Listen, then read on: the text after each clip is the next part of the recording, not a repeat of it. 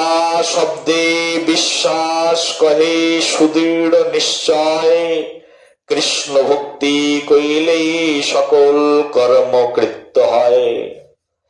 একমাত্র ভগবানকে বিশ্বাস ছাড়া অন্য কিছুর মাধ্যম দিয়ে প্রাপ্ত হয় যায় না। ভগবান ভগবান করে কত কেঁদেছেন ধ্রুব মহারাজ, কোথায় হে প্রভু, কোথায় শ্রীহরি। তার বিশ্বাস এমন, মাতৃ আজ্ঞার প্রতি, মায়ের কথার প্রতি বিশ্বাস। মা বলে দিয়েছেন জঙ্গলে ভগবান আছে, যাও। এই যে মায়ের একটি কথায় বেরিয়ে চলে এসেছেন, কোনো প্রশ্ন করেননি। ভগবান সত্যি আছেন কি না কোনো সন্দেহ করেননি।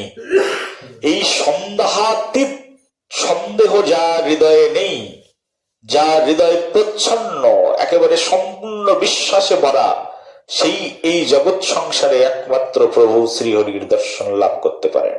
বলো একবার রাধে রাধে। যতক্ষণ পর্যন্ত ভক্তের হৃদয়ে নিশ্চয়াত্মিকা বিশ্বাস না আসবে, ততক্ষণ পর্যন্ত কৃষ্ণ তার কাছে লব্ধ নয়। নিশ্চয় আত্মিকা বিশ্বাস, নিশ্চয়। গুরুদেব বলেছেন, বৈষ্ণব বলেছেন, মানে নিশ্চয় রয়েছে। আমাদের বঙ্গদেশের একজন মহান বৈষ্ণব রামচন্দ্র কবিরাজ। এই রামচন্দ্র কবিরাজ ইনি তৎকালীন সময়ের মহান বৈষ্ণব শ্রীনিবাস আচার্যের শিষ্য ছিলেন, গৌড়ীয় বৈষ্ণব। একবার শ্রীনিবাস আচার্য তার শ্রী গুরুদেব একবার এই রামচন্দ্র কবিরাজকে সঙ্গে করে নিয়ে রাস্তা দিয়ে হাঁটছেন। হাঁটতে হাঁটতে রামচন্দ্র কবিরাজকে বলছেন, রামচন্দ্র, হ্যাঁ গুরুদেব বলুন। দেখো দেখো সামনে বিশাল বড় একটা সর্প। দেখেই সঙ্গে সঙ্গে শিষ্য বলছেন, ও হো, হ্যাঁ গুরুদেব, সামনে তো অনেক বড় সাপ। বলি তাহলে ওদিকে যাওয়া যাবে না। না না গুরুদেব, তাহলে যাওয়া যাবে না, তাহলে চলো আবার পিছন দিকে ফিরে যায়। বললেন চলুন গুরুদেব, আপনার সঙ্গে সঙ্গে পিছন দিকে ফিরে যায়। বলে একবার ঘটনাটি কি জানো তো? ঘটনাটা হচ্ছে এই, গুরুদেব তার শিষ্যকে বলছেন সামনে একটা সর্প, বিশাল বড় সর্প। সঙ্গে সঙ্গে শিষ্য বললেন, হ্যাঁ হ্যাঁ গুরুদেব, সামনে বিশাল বড় সর্প। গুরুদেব হাতটাকে বাগিয়ে ঠাস করে একটা মেরে দিয়েছেন পিঠের উপরে চাপড়। মূর্খ, সামনে তো একটা দড়ি। আমি তোমাকে বললাম সামনে বিশাল বড় সর্প, তুমি মেনে নিলে? বলি গুরুদেব, যখন আপনি আপনার চোখ দিয়ে সর্প দেখেছেন, তাহলে আমাকে তো নতুন করে চোখ খুলে দেখার কোনো প্রয়োজন নেই। বলো রাধে রাধে, প্রেম সে বলো। বলি গুরুদেব, আপনি যখন চোখ দিয়ে দেখেছেন সর্প, শিষ্য তো গুরুদেবের, শিষ্য যখন গুরুদেবের কাছে আছে, তখন গুরুদেবের চোখটাই শিষ্যের চোখ। আলাদা চোখ যদি গুরুদেব আপনি আমাকে প্রদান করেন, তাহলে সেই চোখ দিয়ে আমি কি করে এই জগৎ সংসারকে দেখব? আপনার চোখই তো আমার চোখ। এই হচ্ছে গুরু এবং শিষ্যের ভিতরে প্রেম বিনিময়। আহ, রামচন্দ্র কবিরাজকে একেবারে বুকের মধ্যে জড়িয়ে ধরেছেন। রে, এত ভক্তি তোর, যা আজ স্নান করে আয়, আমি তোকে একটা নতুন মন্ত্র প্রদান করব, যাতে করে তুই ভগবানের দিব্য লীলার মধ্যে প্রবেশ করতে পারিস। রামচন্দ্র কবিরাজ স্নান করে শ্রী গুরুদেবের কাছে একেবারে হাত জোর করে এসে দাঁড়িয়েছে। শ্রীনিবাস আচার্য প্রভু রামচন্দ্র কে বলছেন, রামচন্দ্র, আজকে তোকে আমি যে মন্ত্র দেব সেটি সাধারণ কোনো মন্ত্র নয়। এই মন্ত্রের মাধ্যম দিয়ে, এই মন্ত্র সাধন করতে করতে একেবারে শ্রীমতী রাধারানীর অন্তরঙ্গ হয়ে, শ্রীমতী রাধারানীর অন্তরঙ্গ পার্শ্বদের সখী মঞ্জুরি হয়ে, সেই পরম ধামের পরমপতি স্বয়ং গোলকপতি শ্রীকৃষ্ণ শ্রীমতী রাধারানীকে সদা সর্বক্ষণ দর্শন করা যায়। আয়, তোকে সেই মন্ত্র দিয়ে দেব। গুরুদেবের সামনে গিয়ে বসেছেন, আর গুরুদেব কৃপা করে শিষ্যের কর্ণের মধ্যে এক দিব্য মন্ত্রের সঞ্চারণ করে দিয়েছেন, আর সঙ্গে সঙ্গে একটি দিব্য স্বরূপ দান করে দিয়েছেন। এই স্বরূপকে বলা হয় মঞ্জুরি স্বরূপ। এই মঞ্জুরি স্বরূপ যেই না পেয়েছেন, সেই আস্বাদন করতে করতে বহুবার শ্রী রাধা মাধবের যুগল মূর্তি, বহুবার শ্রী রাধা যুগল কিশোরের প্রেমময়ী মূর্তি দর্শন করতে করতে এই রামচন্দ্র কবিরাজ ভাব বিহ্বল হয়েছেন। বলো একবার। গুরু ভক্তি একমাত্র সম্বল এই জগৎ সংসারে। এই গুরু ভক্তি ভগবানকে দিতে পারে, অন্য কোনো কিছু ভগবানকে দিতে পারে না। গুরু ভক্তি কেমন যেন, আরেকজন ভক্ত ছিল আমাদের, নাম হচ্ছে রুহি দাস। কি নাম বললাম?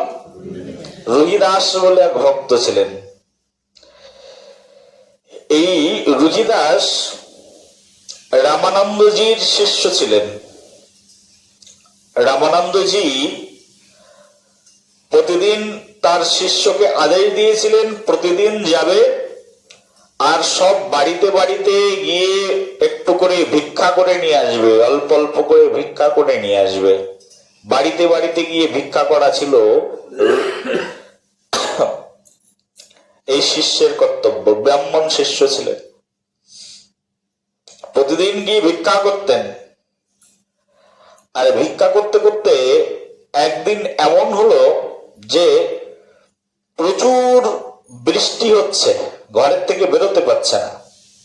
তারপরেও ঘর থেকে বের হলেন, বের হয়ে গ্রামের মধ্যে প্রবেশ করলেন ভিক্ষা করবার জন্য। প্রত্যেক বাড়িতে মুষ্টি ভিক্ষা করেন, তার মানে এক মুঠো করে চাল, একটুখানি আলু থাকলে কেউ দিল, না হলে না দিল, এই মুষ্টি ভিক্ষা করে করে সব গৃহ থেকে নিয়ে আসেন। আর ওই চাল ডাল নিয়ে আসবার পরে গুরুদেব রন্ধন করেন, এবং সেই রন্ধনকৃত বস্তু ভোগ লাগানো হয়। প্রতিদিন যা ভিক্ষা করবে সবগুলোই রান্না করা হবে, তারপরে পরের দিনের জন্য সেটাকে গুছিয়ে রাখা হবে না, তাহলে সেটাকে বলে সঞ্চয় প্রবণতা। গুরুদেব শিষ্যকে পাঠিয়ে দেন, প্রতিদিন যা আসে সেটাই রান্না করে ভগবানকে নিবেদন করেন। গুরুদেব প্রসাদ গ্রহণ করেন আর ভক্তরা প্রসাদ পায়। বলো একবার। আজকেও শিষ্য গেছেন, শিষ্য গিয়ে যখন খুব ঝড় জল বৃষ্টির মধ্যে কয়েক বাড়ি যেতে না যেতেই আরো প্রচন্ড আকারে বৃষ্টি শুরু হয়ে গেল, ঘন ঘন বজ্রাপাত হতে থাকলো। সব গৃহস্থরা ঘরে দরজা দিয়ে ঘরের মধ্যে অবস্থান গ্রহণ করেছেন। সামনে ছিল এক দোকানদার, সেই দোকানদার বাড়িতে গিয়ে দাঁড়ালেন। আর তখন দোকানদার বললেন, বৎস, তুমি ভিক্ষা করবার জন্য ঘরে ঘরে কি করে যাবে এই প্রাকৃতিক দুর্যোগের মধ্যে? তুমি এক কাজ করো, আমি তোমাকে আজকের জন্য যা যা দরকার সব আমি আমার দোকান থেকে দিয়ে দিচ্ছি, তুমি এগুলো নিয়ে যাও, কালকে না হয় আমাকে তুমি ফেরত দিয়ে দেবে। না না না, এইরকম নিতে পারবো না, গুরুদেবের আদেশ নেই। এত কিছু বিচার করো না তো, গুরুদেব কি বলেছেন না বলেছেন, তুমি সব দোকান থেকে নিয়ে যাও, তোমাকে কোনোদিন দেওয়াও লাগবে না, যাও নিয়ে যাও, একজন মহান বৈষ্ণবের সেবায় চলে যাবে, যাও। অনেক সময় দাঁড়িয়ে আছেন, বৃষ্টি থামছেই না, আর এত প্রাকৃতিক দুর্যোগের ঘনঘটা, বেরোতেই পাচ্ছেন না ভিক্ষায়। শিষ্য তখন ওই দোকানদারের প্রস্তাবে রাজি হয়ে গেলেন, আর সব চাল ডাল ওখান থেকে নিয়ে এসে গুরুদেবকে দিয়ে দিলেন। গুরুদেব রান্না করেছেন, যখন ভোগ নিবেদন করেছেন, গুরুদেবের বুকের মধ্যে জ্বলছে, গুরুদেবের মাথা ধরছে, গুরুদেবের চোখে ঝিমঝিম ভাব আসছে। গুরুদেব ভাবছেন কিছু একটা অপরাধ হয়েছে, কি অপরাধ হতে পারে, কি অপরাধ হতে পারে? তিনি ভাবলেন আজকে মনে হয় ভিক্ষায় কোনো অপরাধ হয়েছে। সঙ্গে সঙ্গে তার শিষ্যকে ডেকেছেন, শিষ্য সম্মুখে এসে দাঁড়িয়েছেন। গুরুদেব বলছেন, আজকে তুমি কিভাবে ভিক্ষা করেছো? মনে হচ্ছে ভিক্ষায় কোনো সমস্যা হয়েছে। গুরুদেব মাথা একেবারে শিষ্য মাথা নিচু করে আছেন, বলছে বলো সত্যি ঘটনা কি হয়েছে। তখন শিষ্য বলছেন, হে গুরুদেব, আজকে প্রাকৃতিক দুর্যোগ এত ছিল যে আমি ভিক্ষা করতে বাড়িতে বাড়িতে যেতে পারিনি। এক বাড়ি থেকেই সব ভিক্ষা নিয়ে চলে এসেছি, আর এতে আমি চরম অপরাধ করেছি, আপনি আমাকে ক্ষমা করুন। একথা শুনেই তখন গুরুদেব অত্যন্ত ক্রধান্বিত হলেন, বললেন, হে মহামূর্খ, তুমি গুরু আজ্ঞা পালন করনি, তোমার এতটা লোভ হয়েছে, এতটা অলস হয়ে গেছে তুমি যে অন্য বাড়িতে ভিক্ষা করতে যাওনি। তুমি ঝড় বৃষ্টি আর জলোচ্ছ্বাসকে তুমি প্রাধান্য দিলে, গুরু আজ্ঞাকে প্রাধান্য দিলে না। আর গুরু আজ্ঞা প্রাধান্য না দিয়ে তুমি ঝড় জল বৃষ্টি আর আকাশের বজ্রপাতটাকেই প্রাধান্য দিলে, আর এক বাড়ির থেকে লোভবশত এতগুলো ভিক্ষা করে নিয়ে আসলে। যাও, তোমার মৃত্যু হয়ে যাবে, আর মৃত্যু অন্তে তোমার চণ্ডাল গৃহে জন্ম হবে। এই অভিশাপ দিয়ে দিলেন গুরুদেব। এত বড় সাহস, এত বড় লোভী! লোভীদের চণ্ডাল গৃহেই জন্ম হওয়া উচিত। আর সেই যে গুরুদেব অভিসম্পাদ প্রদান করলেন, রামানন্দজির সেই অভিশাপে সেই ব্রাহ্মণ পুত্র মৃত্যুবরণ করে এক চণ্ডাল গৃহে গিয়ে জন্মগ্রহণ করলেন। তখন সেই চণ্ডাল গৃহের সেই ছোট্ট পুত্রটির নাম হয়ে গেল রুহিদাস। রুহিদাস মুচি, বলো একবার। এই নিম্নকুলে জন্মগ্রহণ করার কারণ কি? তা নিম্নকুলে জন্মগ্রহণ করার একটাই কারণ, শ্রী গুরুদেবের আজ্ঞাকে, শ্রী গুরুদেবের নির্দেশকে অমান্য করা। গুরুদেব নির্দেশ করেছেন প্রত্যেক গৃহে গিয়ে ভিক্ষা করতে। শিষ্যের যদি বুদ্ধি বৃত্তি না থাকে, তাহলে সেই শিষ্য সে অকাতরে অবাধে নিপাতিত হয়ে যায়। তারই প্রকৃষ্ট উদাহরণ হচ্ছে এই রুহিদাসের জীবন। একদিন এই রুহিদাস পার্শ্ববর্তী গ্রামে জন্মগ্রহণ করেছেন, মুচির ঘরে, কিন্তু আহার করেন না। কিন্তু ওই পাশের গ্রামের যার বাড়িতে এই রুহিদাসের জন্ম হয়েছেন, তিনি ওই ছেলেটাকে নিয়ে রামানন্দজির কাছে এসছেন। গুরুদেব, এই সদ্যজাত শিশু দুধ পর্যন্ত খাচ্ছেন না, কৃপা করুন। শিশুর মুখের দিকে তাকিয়ে গুরুদেব চক্ষু বন্ধ করে ধ্যান করে দেখলেন, এ আর কেউ নয়, আমার শিষ্যই, ব্রহ্মজ্ঞান প্রাপ্ত শিষ্য, যিনি দীর্ঘদিন সেবা করেছেন। গুরুদেব অভিশাপ দিলে কি হবে? যে সেবাটা করেছেন সেই সেবার ফলটা কোথায় যাবে? বলি, তুমি দীক্ষা নিয়েছ? না। বলি, যতক্ষণ তুমি দীক্ষা না নেবে তোমার সন্তান তোমার দুগ্ধ গ্রহণ করবেন না। বলো একবার। সঙ্গে সঙ্গে গুরুদেব স্ত্রীর কর্ণের মধ্যে মন্ত্র প্রদান করলেন, দুগ্ধ গ্রহণ করলেন, এবং সেই সন্তান যখন বড় হলো তখন একই গুরুদেবের কাছে আসতে শুরু করলেন। এইভাবে গুরু কৃপা এমন করে লাভ করেছিলেন, পরবর্তী জন্মেও গুরু কৃপা লাভ করেছেন। আর গুরু কৃপার ফলে স্বয়ং প্রভু শ্যামসুন্দরের দর্শন পেয়েছিলেন। বলে, কাকে ভালোবাসবো? কোন গুরুদেব আমার উপাস্য দেব? আমাদের নরোত্তম দাস ঠাকুর মহাশয় বলছেন,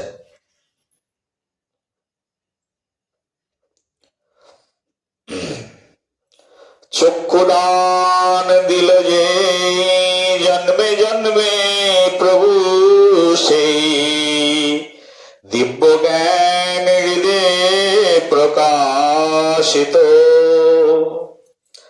প্রেম ভক্তি যাহা হইতে অবিদ্যা বিনাশ যাতে, বেদে গায়ে যাহার চরিত।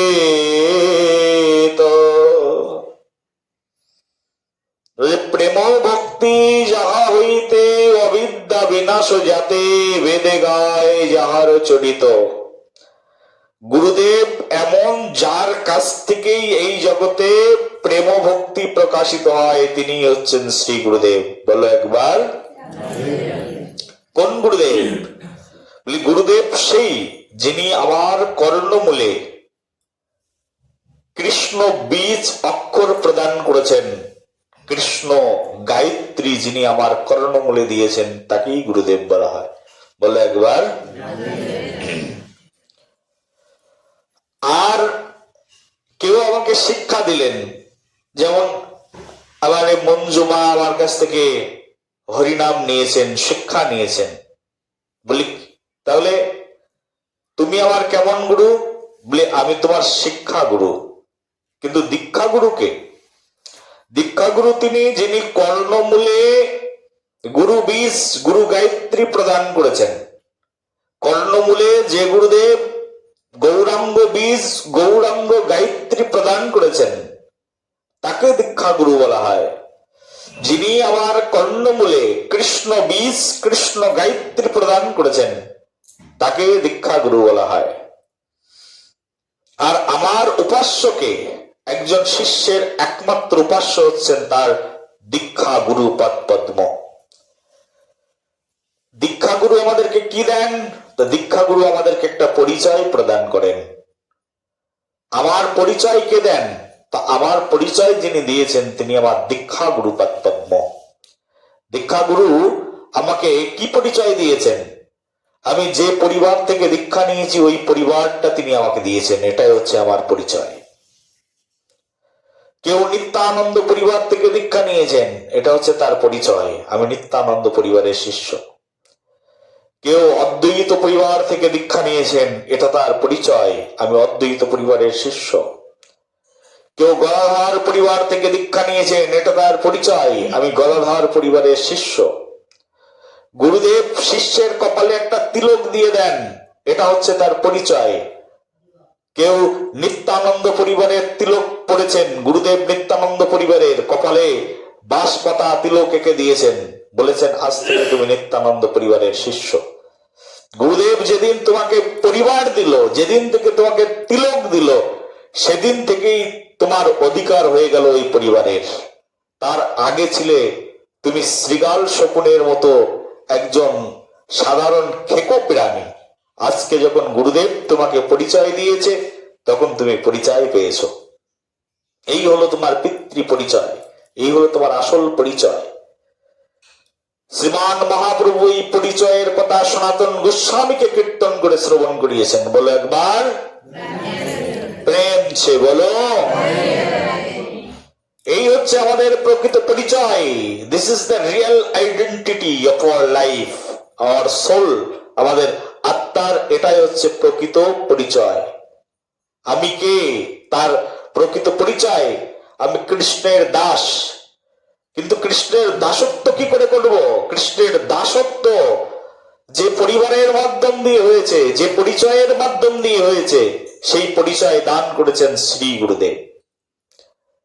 আর এই শ্রী গুরুদেব, একজন ভক্ত যখন ভগবানের চেয়ে তার গুরুদেবকে বেশি ভালোবাসবেন, তখন ভগবান তার আপন হয়ে যাবে। বলো একবার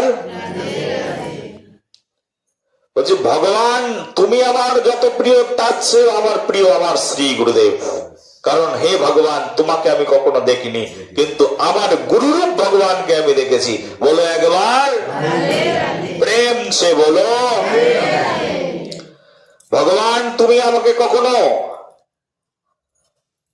প্রেমালিঙ্গন করনি, কখনো আমার হাতটা ধরে টাননি, কিন্তু আমার শ্রী গুরুদেব আমার হস্তটাকে ধরেছেন। এই জগতে এই দুই ভগবান, এক সচ্চিদানন্দময় ভগবান যিনি সচ্চিদানন্দ লোকে অবস্থান গ্রহণ করছেন, দিব্য লোকে অবস্থান গ্রহণ করছেন সচ্চিদানন্দময় ভগবান। আর এহ মনুষ্য নর লীলায় যিনি অবস্থান গ্রহণ করছেন, তিনি আমার শ্রী গুরুদেব রূপ ভগবান।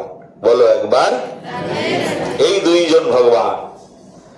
এক ভগবান দেখা দিয়েও দেখা দেন না, আর এক ভগবান সদা সর্বক্ষণ দেখা দিয়ে সকলকে কৃপা বিতরণ করেন। কাকে ভালোবাসবো বলো? ভালোবাসবো কাকে? হে গুরুদেব, তুমি একমাত্র আমার জীবন ধন। শ্রী গুরু চরণ পদ্ম কেবলই ভকতি সদম বন্দে মই সাবধানমতে। হে গুরুদেব, তুমি কেবলই, কেবলই, আর কিছু নয়, কেবলই ভকতি সদম। তুমি আমার এই জীবন তরীর একমাত্র আশ্রয়, তুমি কেবলই ভকতি সদ্ম বন্দে মই সাবধানমতে। হে গুরুদেব, আমি তোমার বন্দনা করি, নিত্য তোমার বন্দনা। গুরুদেবের বন্দনা নিত্য এই জগৎ সংসারে। যদি নিত্য গুরুদেবের বন্দনা কোন শিষ্য না করে, সে কখনো ভগবান শ্রীহরির বন্দনা করে শ্রীহরিকে সন্তুষ্ট করতে পারবেই না। বলো একবার। নিত্য শ্রী গুরুদেবের বন্দনা। গুরুদেবকে শাস্ত্র বলছে, বিশ্বনাথ চক্রবর্তী ঠাকুর নিজের হাতে কলম দিয়ে বলছেন, সমস্ত শাস্ত্রে রুক্তস্ততা ভাবত ইব সদ্ধি কিন্তু প্রভুর্য প্রিয় এব তস্য বন্দে গুরু শ্রী চরণার বৃন্দম। সব শাস্ত্র পুকুরে পুকুরি একেবারে চিৎকার করে করে কেঁদে কেঁদে কেঁদে কেঁদে যার গুণমহিমা কীর্তন করেছেন। সমগ্র শাস্ত্র যাকে সর্বশ্রেষ্ঠ উপাধি দিয়েছেন তিনি হচ্ছেন শ্রী গুরুদেব। সমস্ত শাস্ত্রে রুক্তস্ততা ভাবত এব সদ্ধি কিন্তু প্রভুর্য প্রিয় এব তস্য বন্দে গুরু শ্রী চরণার বৃন্দম। আমার গুরুদেব সমগ্র শাস্ত্রের সর্বশ্রেষ্ঠ নির্যাস। আমার শ্রী গুরুদেব সমগ্র শাস্ত্র তাকে সর্বশ্রেষ্ঠ উপাধি দিয়েছেন, তিনি হচ্ছেন আমার শ্রী গুরুদেব। এই গুরুরূপ ভগবান এই জগৎ সংসারে, গুরুরূপ সন্ত এই জগৎ সংসারে ভবার নাবে আর কেউ নেই। সেই জন্য গুরুদেবকে বলা হচ্ছে অধম জনারও বন্ধু। তিনি হচ্ছেন আমার মতো পতিত অধম জনের একমাত্র বন্ধু হচ্ছেন শ্রী গুরুদেব। ভবপারের একমাত্র কাণ্ডারি হচ্ছেন স্বয়ং শ্রী গুরুদেব। শ্রী গুরুদেব ছাড়া এই জগৎ সংসারে আর কেউ রক্ষাই করতে পারে না। বলি অমুকের গুরু না খুব ভালো দেখতে, ভালো কীর্তন গায়, ভালো ভজন গায়, ভালো নাচতে জানে, ভালো গাইতে জানে, কিন্তু আমার গুরুদেব এত কিছু জানে না। বলে তথাপিও তিনি তোমার গুরুদেব। বলো একবার, বলো একবার। যে কোনো ভাবে তোমার গুরুদেব তোমার কর্ণের মধ্যে কৃষ্ণ বীজ অক্ষর প্রদান করেছেন, সেই তোমার গুরুদেব। এমনকি শাস্ত্রের মধ্যে একথাও বর্ণনা করা রয়েছে, গুরুর বিক্রিয়া যদি দেখো কখনো তথাপি অবজ্ঞা তুমি না করো কদাচন। বলো একবার। গুরুর কোন খারাপ কর্ম তুমি দেখেছো, তথাপিও অবজ্ঞা নাহি করো কদাচন। গুরুদেব মানে তিনি আমার পরম ভগবান। শুধু তার চরণ মূলে ভক্তি। জানো এই জগৎ সংসারে এমন অনেক ঘটনা আছে, গুরুদেব উদ্ধার হতে পারেননি, শিষ্য উদ্ধার হয়ে গেছে। বলো একবার। গুরুদেব উদ্ধার হতে পারেননি, শিষ্য উদ্ধার হয়ে গেছে। এমন ঘটনার দৃষ্টান্ত আমাদের পুরাণ আদি শাস্ত্রের মধ্যে ভুরি ভুরি রয়েছে। আমাদের তো ভক্তমাল গ্রন্থের মধ্যে এক চরিত্র আছে, গুরুদেব তার শিষ্যের বাড়িতে গেছেন। শিষ্যের বাড়িতে যাওয়ার পরে সেই শিষ্যা, তার যে শিষ্যা, সেই শিষ্যার এক ছেলে, সে কলেরা রোগে আক্রান্ত হয়ে মৃত্যুর মুখে ধুঁকছে। শুনেছেন গুরুদেব গ্রামে এসেছেন, আমার বাড়িতে আসবেন। তার স্বামী বলছেন না না না না না, গুরুদেবকে আনার দরকার নেই। স্ত্রী বলছেন চুপ করো, গুরুদেব সমগ্র তীর্থ ঘুরে ঘুরে ঘুরে ঘুরে আজকে কৃপা করে আমার গৃহে এসেছেন, আর গুরুদেবকে আমি অভ্যর্থনা জানাবো না? বলি তোমার সন্তানের চেয়েও গুরুদেব বলো? বলি সন্তানের চেয়ে কেন, এই জগৎ সংসারে সবচেয়ে বড় যদি কেউ থেকে থাকে তিনি আমার গুরুদেব। বলো একবার। স্ত্রী গুরুদেবকে অভ্যর্থনা জানিয়েছেন, পুষ্প দিয়ে ধূপ দীপ দিয়ে অভ্যর্থনা করে ঘরের মধ্যে নিয়ে এসেছেন। তার স্বামী তো জ্বলে পুড়ে মরছে, রে কত বড় মহা পাপিষ্ঠকে আমি আমার ঘরে জায়গা দিয়েছি, যে নিজের ছেলে মৃত্যুর কোলে ঢুলে পড়েছে আর সে গুরু সেবায় লেগে গেছে। ঘরের মধ্যে নিজের ছেলেকে দরজা দিয়ে তালা লাগিয়ে দিয়েছেন, যতদিন গুরুদেব থাকবেন ততদিন গুরুদেবের সেবা করব, আর ছেলে মৃত্যুবরণ করলেও আমার কিচ্ছু যায় আসে না। বলো একবার। গুরুদেব ঘরের মধ্যে এসেছেন, সারাদিন গুরুদেবের সেবা করছেন, গুরুদেব যা বলছেন গুরুদেবের আদেশ নির্দেশ পালন করছেন, এটাই সেবা।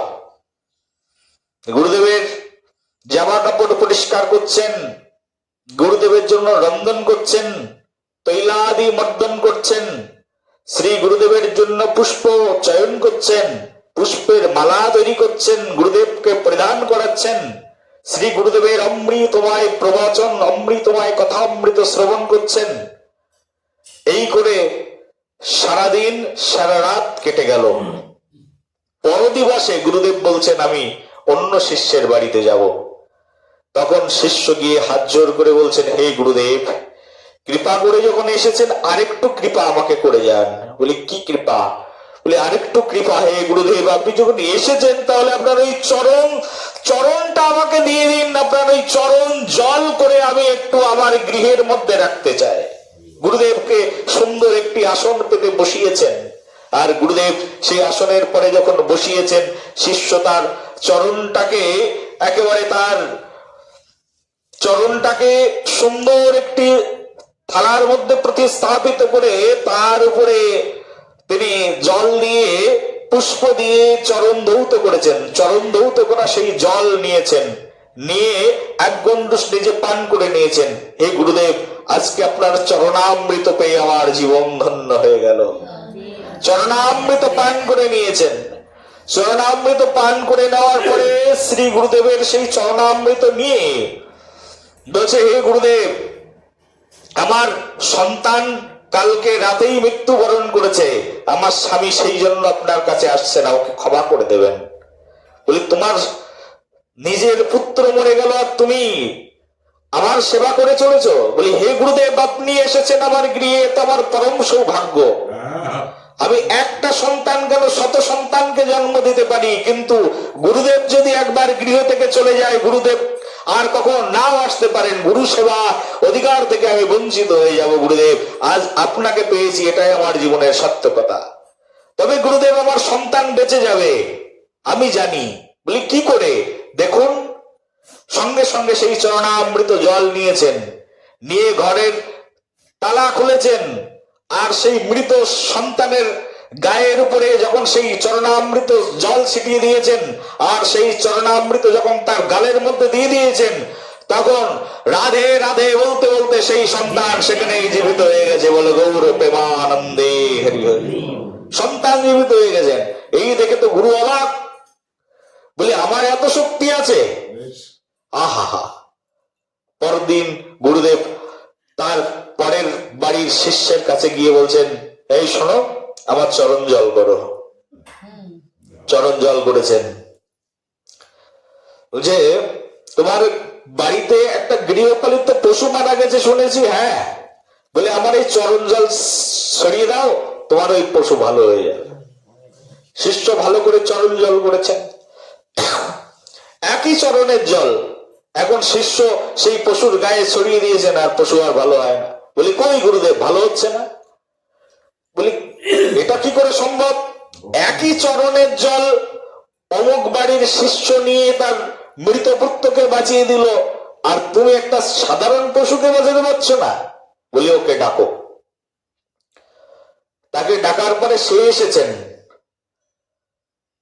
বলি তুমি কি করে তোমার সন্তানকে বাঁচালে?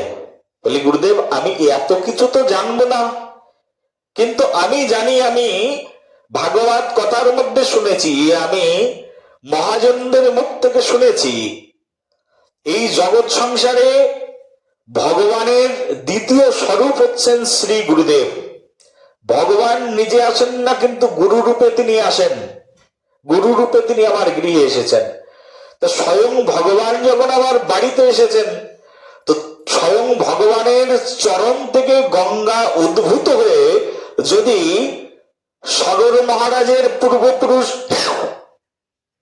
তাদেরকে সেই কপিল মুনির আশ্রম থেকে উদ্ধার করে নিয়ে যেতে পারে, তাহলে আমার একটা মৃত পুত্রকে, একটাই তো মৃত পুত্র, না সহস্র পুত্র না শতপুত্র, একটাই মৃত পুত্রকে কেন উদ্ধার করতে পারবে না? এই বিশ্বাসেই তো আমি সেই চরণ জল দিয়ে দিয়েছি, তাতে আমার ছেলে উদ্ধার হয়ে গেছে। বলে নিতাই গৌর প্রেমানন্দ।